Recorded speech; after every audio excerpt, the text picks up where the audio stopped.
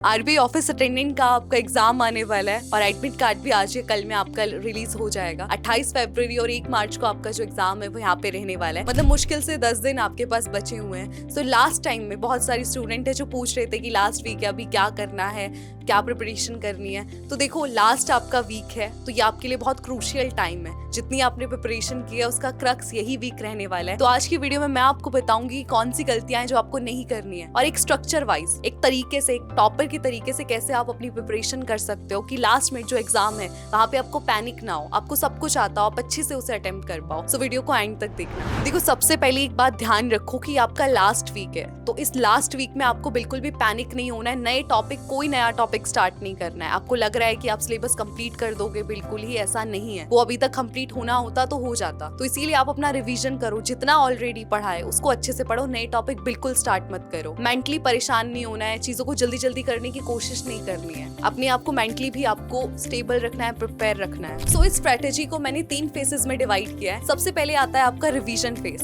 देखो, ये जो आपके पास वीक है इसके अंदर आपको अपना रिवीजन करना है, इंपॉर्टेंट टॉपिक्स को रिवाइज करना है। सब्जेक्ट वाइज मैं आपको बताती हूँ। सबसे पहले आपका रीजनिंग है। रीजनिंग में जो इंपॉर्टेंट टॉपिक्स है जिससे हर बार क्वेश्चंस आते ही हैं, चाहे आपका कोडिंग डिकोडिंग है, ब्लड रिलेशंस हैं, ये सारे जो टॉपिक्स हैं इनके फॉर्मूलाज और शॉर्टकट्स आप अच्छे से नोट कर लो। प्रीवियस ईयर के जो क्वेश्चंस हैं उनको देखो, उनका पैटर्न समझने की कोशिश करो कि किस टॉपिक से कैसे क्वेश्चंस आते हैं, तो उन्हीं क्वेश्चन को प्रैक्टिस करो। डेली कम से कम 10 से 15 क्वेश्चन आपको करके ही सोना है। इसके बाद सेकंड सब्जेक्ट की हम बात करते हैं, वो है आपका न्यूमेरिकल एबिलिटी। इसमें से जो हाई वेटेज टॉपिक्स हैं उनको आप कवर करो। कैलकुलेशन अपनी बढ़ाओ, अपनी स्पीड बढ़ाओ। टेबल हो गए, स्क्वायर्स हो गए, क्यूब हो गया, उन्हें आप डेली पढ़ो, उनको डेली रिवाइज करो, क्योंकि इस सेक्शन में आपकी स्पीड बहुत मैटर करती है। तो इसके लिए सारी चीजें आप नोट करके रखो, डेली रिवाइज करो। सब्जेक्ट थर्ड की बात करते हैं, इंग्लिश लैंग्वेज। इसमें आपको फोकस करना है डेली रीडिंग कॉम्प्रिहेंशन पे, है ना। डेली कम से कम आपको 2 पैसेज पढ़ने हैं। वोकैब आपको अच्छे से याद करनी है। डेली कम से कम 50 नए वर्ड्स आप याद करो। एरर स्पॉटिंग के लिए आप जो ग्रामर रूल्स हैं उनको एक पेज पे लिख लो, डेली उनको रिवाइज करो। फिर आता है आपका सब्जेक्ट नंबर 4, जो है आपका जनरल अवेयरनेस। देखो, पिछली वीडियो में मैंने आपको बताया था कि लास्ट जो 6 मंथ्स हैं उनके करंट अफेयर्स आपको अच्छे से करने हैं। तो अपनी एक रिविजन शीट बनाओ जिसमें जो भी सारा डेटा है, जो भी डिटेल्स है, उन्हें अच्छे से लिखो।